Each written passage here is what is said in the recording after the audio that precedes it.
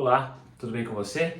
Vamos para mais um vídeo, dessa vez voltando com a nossa série sobre as bem-aventuranças. Aliás, a série é sobre o Sermão do Monte, mas nós estamos falando sobre a primeira parte do sermão em que Jesus fala das bem-aventuranças.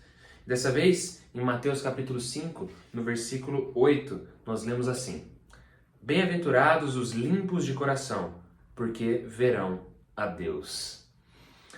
A palavra limpo, quando a gente pensa em limpo de coração, algumas versões podem mostrar a palavra puro, puro de coração.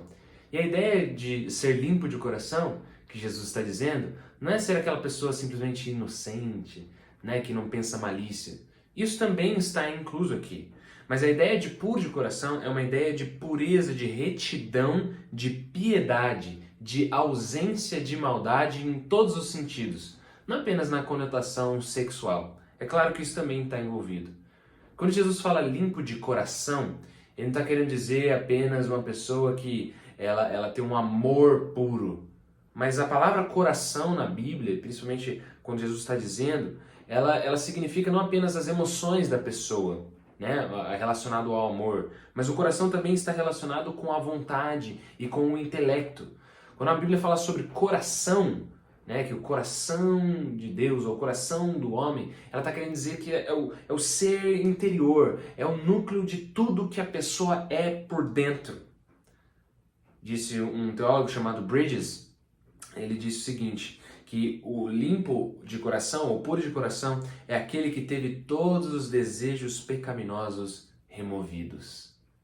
Aí você para pensar, caramba, isso é tão difícil. Mas a Bíblia vai nos mostrar que isso é impossível. É impossível ao homem natural ter o coração completamente limpo. Porque na verdade a Bíblia diz que é do coração que vêm todos os males. É do coração. O próprio Jesus disse isso lá em Mateus capítulo 15, versículo 19. Ele diz que é do coração que saem as maldades, as imoralidades, as iras, as discórdias, a idolatria. Ela vem do nosso interior. O problema do ser humano sempre esteve não no que está externo a ele, mas dentro dele, dentro de nós. Jesus mesmo vai dizer mais pra frente, nós vamos analisar esses textos, aqui no capítulo 5 mesmo de Mateus, durante o Sermão do Monte, ele vai dizer que é dentro do coração é que se mata as pessoas. Né? O assassino não é aquele que simplesmente vai lá e concretiza o assassinato, mas ele já assassina dentro do seu próprio coração. O adúltero também não é aquele que vai lá e se deita com uma outra mulher ou com outro homem, mas é aquele que já em pensamento já desejou, já pensou em uma pessoa que não seja aquela com quem ele é casado. Isso está lá em Mateus capítulo 5, verso 22 e Mateus capítulo 5, verso 28. Portanto, é no coração que nascem os desejos pecaminosos. O nosso coração é, por natureza, corrompido, está sujo diante de Deus. E como eu disse, é impossível para o homem natural ter o coração limpo. Mas lembra da sequência lógica das bem-aventuranças?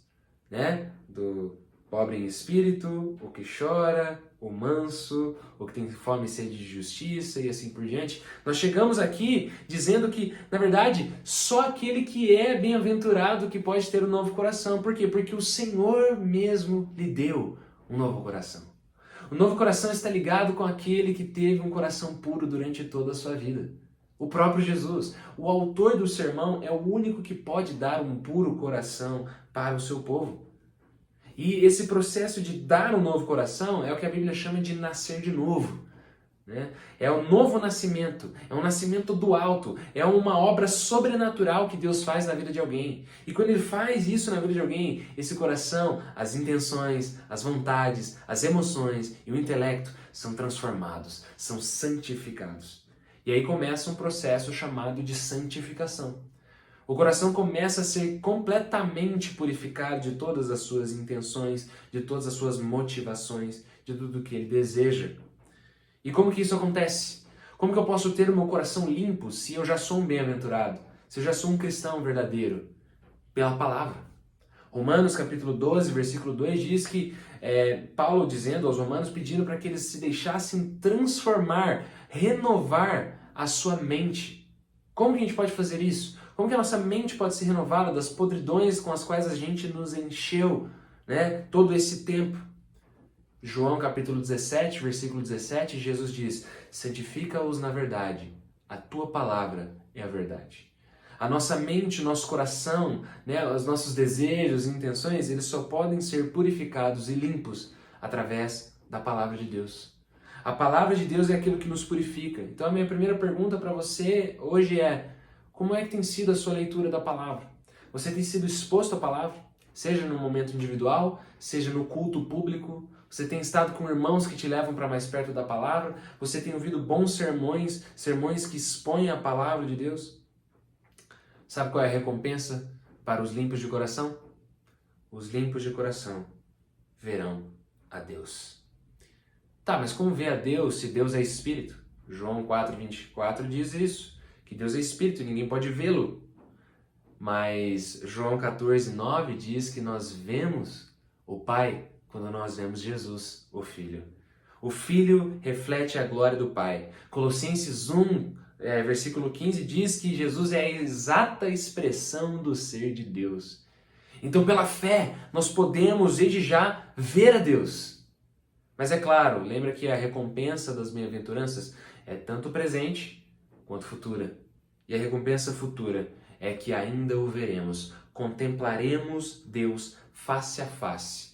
É claro que de uma forma mediada por Jesus, o Filho, mas nós o veremos e contemplaremos a sua beleza, desfrutaremos dele e amaremos a Deus e seremos amados por ele para todo sempre. A gente precisa lembrar que Deus é a fonte de tudo e tudo termina e tudo converge para ele. Ele é a razão de toda a existência do ser humano. E esse é o maior prêmio, e esse é o maior tesouro, é encontrar a Deus, é ver a Deus. E somente os limpos e puros de coração, aqueles que estão sendo santificados, receberam um novo coração, estão sendo santificados até o último dia de suas vidas, eles verão Deus face a face. O cristão, ele não fica procurando outro tesouro na vida.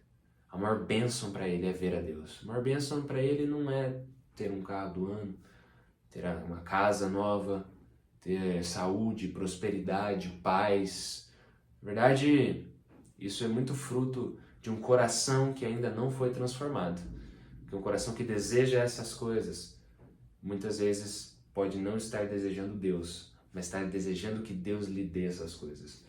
Mas o coração do limpo de coração deseja ver a Deus. E como eu espero esse dia. Meu querido, minha querida que está me ouvindo hoje, eu tenho a dizer para você que essa talvez seja uma das grandes tristezas minhas, porque eu não sou limpo de coração.